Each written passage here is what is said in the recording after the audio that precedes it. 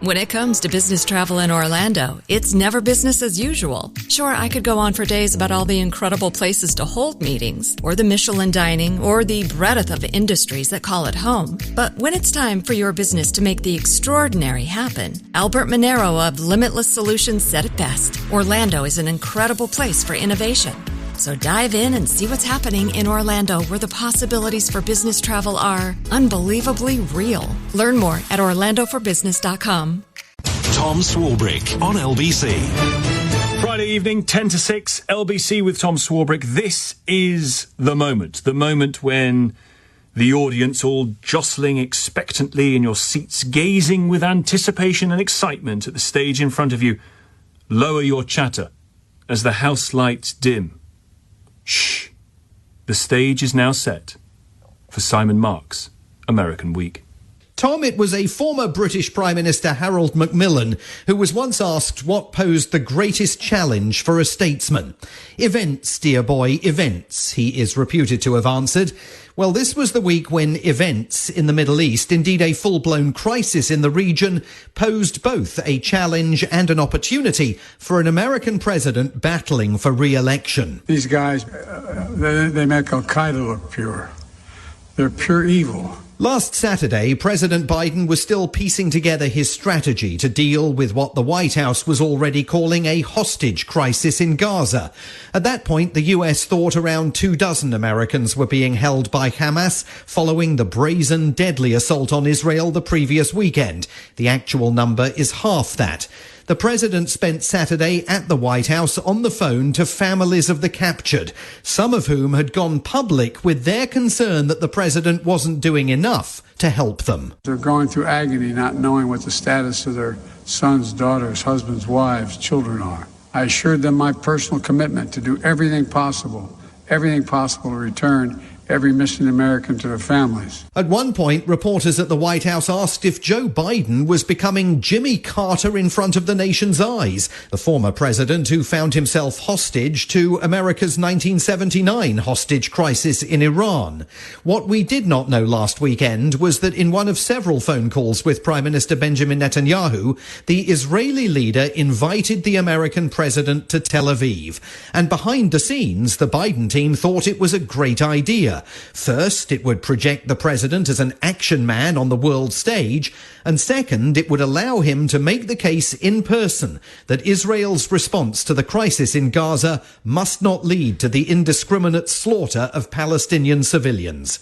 Again, the president on Saturday. We can't lose sight of the fact that the overwhelming majority of Palestinians had nothing to do with Hamas and Hamas's appalling attacks, and they're suffering as a result as well. On Wednesday, just as President Biden was departing the White House to begin his very high-stakes trek to the Middle East, seeming disaster. We have other breaking news. Between 200 and 300 people were killed in a bombing targeting a hospital. The Palestinian Health Ministry is saying a hospital in Gaza City in the northern end of Gaza has taken a direct hit from an Israeli airstrike. Not clear where this goes from here. You mentioned IDF said that they are looking into the incident, that it could potentially have been a Hamas misfire, if you like, of a rocket. Certainly, it looked like an enormous blast. Hard to see how that would have been a misfired rocket.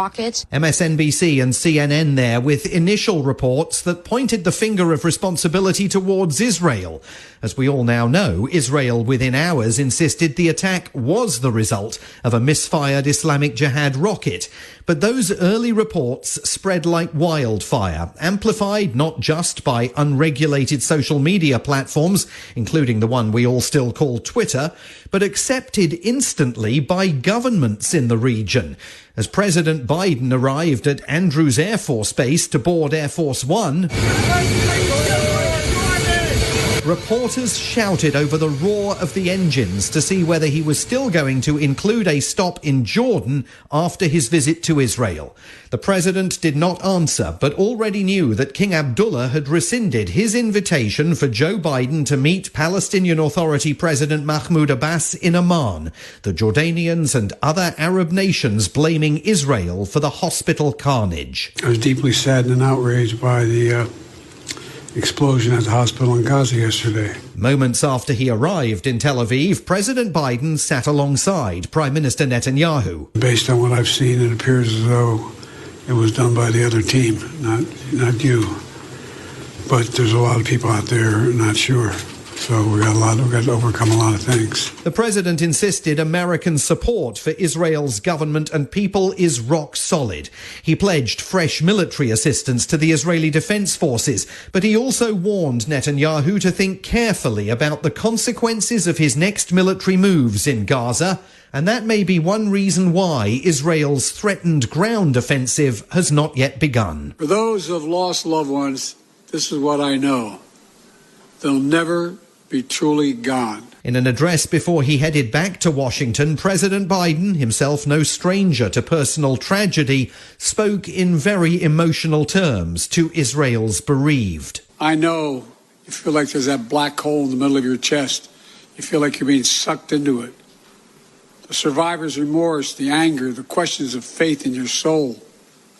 Staring at that empty chair, sitting Shiva. The first Sabbath without them. They're the everyday things, the small things that you miss the most. The scent when you open the closet door. The morning coffee you shared together. The bend of his smile, the perfect pitch of her laugh. The giggle of your little boy, the baby. But he also urged Israelis not to allow their fury over the Hamas attacks to get the better of them. You are a Jewish state, but you're also a democracy. And like the United States, you don't live by the rules of terrorists.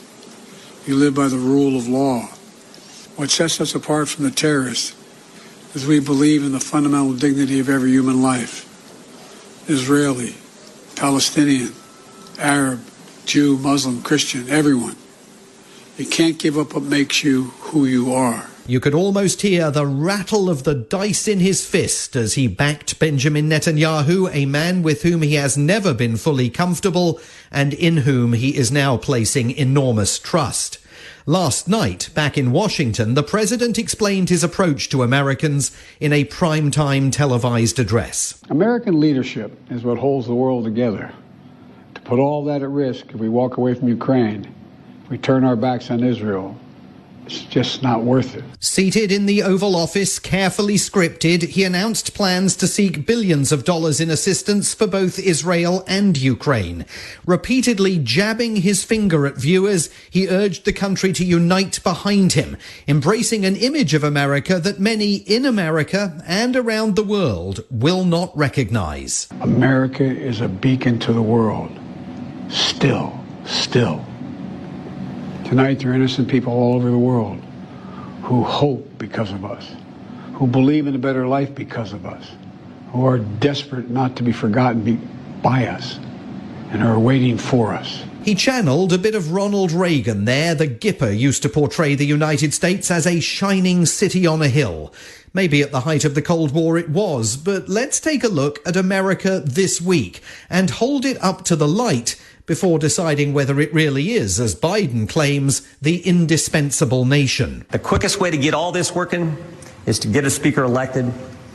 That's what I hope we can do today. But they couldn't, much to the irritation of Jim Jordan, the congressman there from Ohio, who wants to be the next Speaker of the House of Representatives, but cannot find enough Republicans to make it happen. Nor can anyone else. This is the 17th day when the House of Representatives has been at a standstill. Regular listeners will remember Republicans defenestrated the previous Speaker, Kevin McCarthy, because he committed the cardinal sin of striking a deal with Democrats just in order to keep the US government open. So all legislation in the beacon of Joe Biden's democracy is on ice. And worse than that, some Republicans in Congress say they have received death threats for refusing to back far-right figures like Mr. Jordan. CNN secured this audio from a voicemail left for the wife of a Republican congressman. Why is your husband such a pig? Why would he get on TV and make an asshole of himself? Because he's a deep state prick? Because he doesn't represent the people? We're going to come follow you all over the place. It gets a lot worse than that, but you get the gist. A beacon for the rest of the world, Tom. only if they can find their way out of the very dark cave in which they are currently entrapped. From Washington, D.C., Simon Marks, American Week. Woodhouse Chrysler Dodge Jeep Ram is bringing you more power, capability, and savings with the full lineup of new Ram trucks during the Black Friday sales event going on all month long. Lease a 2024 Ram 1500 Crew Cab Bighorn for $429 per month. Visit our 2 convenient Metro locations in Blair or Bellevue or online anytime. Lease for 42 months, 10,000 miles per year with approved credit. Tax, title, license extra. $2,500 down plus first payment and $299 doc fee due at signing. Example stock number BC230242. Offer expires 11/30/2023. See dealer for details.